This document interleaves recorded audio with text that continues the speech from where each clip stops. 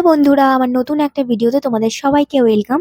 তো সিকিম ট্যুরে আমাদের ১ সপ্তাহ প্রায় হয়ে গেছে। আর এখন আমরা আছি হচ্ছে ওদলাবাড়িতে। তো এখান থেকেই হচ্ছে আমরা নেক্সট দিন ব্রেকফাস্ট করে তারপর আমরা বাড়িতে যাবার উদ্দেশ্যে বেরিয়ে পড়বো।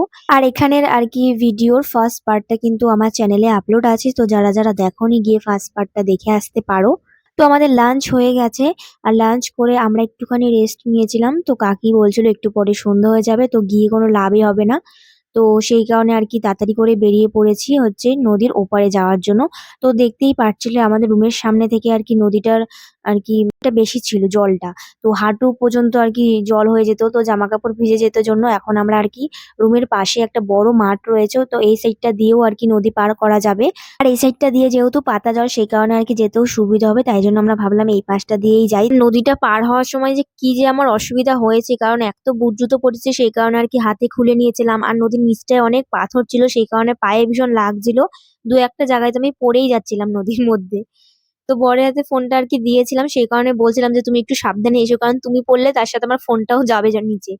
তো তার মধ্যে জিন্সটা পরেছি, জিন্সটা তো উপরের দিকে বেশি তোলাও যাচ্ছিল না। আর আমরা ভেবেছিলাম এই পাশটা দিয়ে হয়তো বেশি একটা জল নেই, হয়তো রুমের ওই পাশটায় বেশি জল দেখে এই পাশটার দিকে আসলাম আর কি। কিন্তু এই পাশটাতেও আর কি ভালোই জল ছিল, মানে মাঝখানটায় আর কি একটু বেশি জল ছিল। তো সেই কারণে আর কি আমার দুই একটা জায়গায় প্যান্টটা একটু ভিজেও গেছে নিচের দিকটাতে। আর আমি হাঁটছি দেখো কিভাবে, মনে হচ্ছিল যেন আমার পায়ে ব্যথা, আমি হাঁটতে পারছি না, এরকম ভাবে হাঁটছি।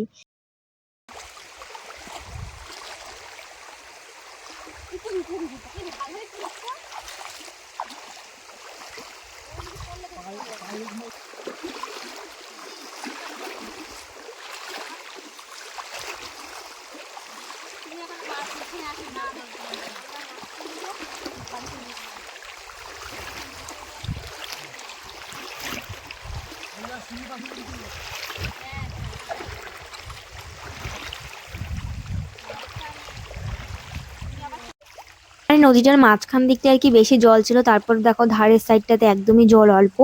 তো সেই কারণে তারপরে আর কি অসুবিধা হয়নি। আর কাকু তো এদিকে সবার আগে আর কি পৌঁছে গেছে, তারপর আবার ভিডিও করা শুরু করে দিয়েছে সবার। অনেক কষ্ট করে তারপরে এই নদীটা পার করলাম, মানে অনেক ভয়ে এসছি আর কি। নদীটা চওড়ায় ছোট হলেও যেহেতু নিচটা অনেক পাথর, আর জায়গায় জায়গায় আর কি কিছু কিছু জায়গায় ছিল অল্প জল, আবার কিছু কিছু জায়গায় বেশি জল ছিল, সেই কারণে আর কি বুঝতে অসুবিধা হচ্ছিল। হঠাৎ করে গর্তর মধ্যে পা পড়ে গেলে আর কি মানে জামা প্যান্ট ভিজে যেত, সেই কারণে আর কি একটু টেনশনের মধ্যে আর কি এসছি।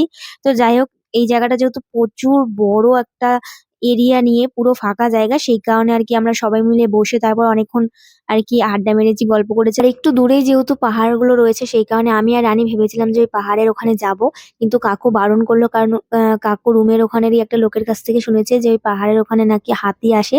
তো আর ওই লোকের কাছ থেকে শুনেছে যে বিকেলের দিকেই নাকি আসে। তো এর আগে নাকি সব বাগান টাগান ওদিকে সব নষ্ট করে দিয়েছিল জংলি হাতি এসে, সেই কারণে কাকু বারণ করে দিয়েছে আমাদের যাওয়ার জন্য। তো রানী তো অনেক রেগে গেছে আমাদের যেতে দেয়নি দেখে। তো যাই হোক, অনেকক্ষণ ঘুরে আর কি ছবি-টবি তুলেছিলাম এখানে, অনেক সুন্দর সময় কাটিয়েছিলাম। আর সন্ধ্যা আর কি হয়ে যাচ্ছিল সেই কারণে আমরা আর কি চলে যাচ্ছিলাম। তো এখন আর কি আবার নদীটা পার হয়ে যাবো। বরকে বলছিলাম যে আমাকে কয়েকটা ভিডিও করে দাও।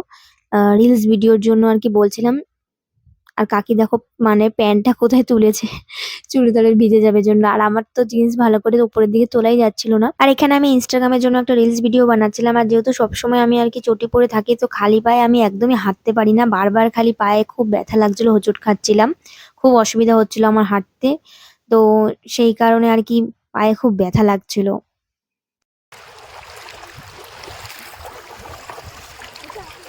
তা আমরা তো যাওয়ার সময় আর কি দুপুরের দিকটায় গেছিলাম, আর ওখান থেকে ঘুরে টুরে এখন হচ্ছে পুরো সন্ধে সন্ধে আর কি হয়ে যাচ্ছিল, ওই টাইমটায় যাচ্ছিলাম। আর আসার সময় জলগুলো এত বেশি ঠান্ডা হয়ে গেছিল কি বলবো, সেই কারণে আর কি আসার সময় ভীষণই ঠান্ডা লাগছিল।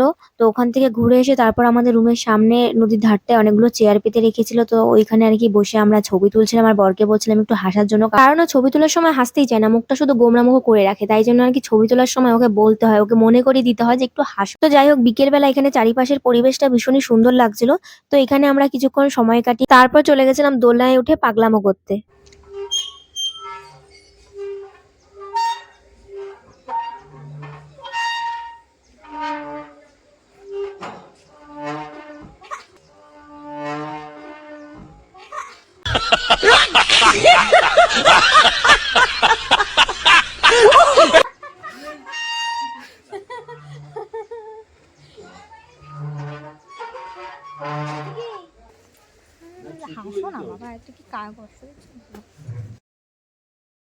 তারপর আমরা একটু দোলনায় চড়ছিলাম আর বরকে তো বলে বলে হাসাতে হয়, মানে কত যে কষ্ট হয় ওর হাসতে কি বলবো।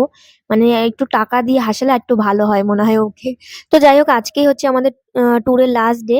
তো কালকে আর কি এখান থেকে ব্রেকফাস্ট করে তারপর আমরা বেরিয়ে যাব বাড়িতে যাওয়ার উদ্দেশ্যে। তো একটা সপ্তাহ আর কি সিকিমে ভীষণ আর কি মজা করে কাটিয়েছি। আর যেই জায়গাগুলোতে অসুবিধার কারণে আর কি ঘুরতে পারিনি, তো বরকে বলেছি নেক্সট বার যখন এখানে আসবো ঘুরতে সিকিমে, তো সবার আগে যেই জায়গাগুলো দেখিনি সেগুলোই আগে ঘুরবো।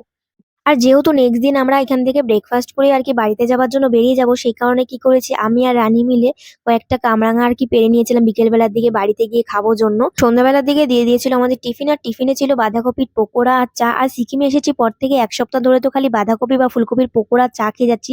কারণ যেহেতু এটা ঠান্ডার জায়গা, সেই কারণে হয়তো বাঁধাকপি আর ফুলকপিটা ভালো চাষ হয়, তাই জন্যই হয়তো বাঁধাকপি আর ফুলকপির পকোড়াটাই সবসময় বেশি করা হয়। তো যাই হোক, নেক্সট ভিডিওটা দেখার জন্য আমার চ্যানেলটা সাবস্ক্রাইব করে দিও। তো দেখা হচ্ছে অন্য কোনো ভিডিওতে। সবাই ভালো থেকো, সুস্থ থেকো, টাটা।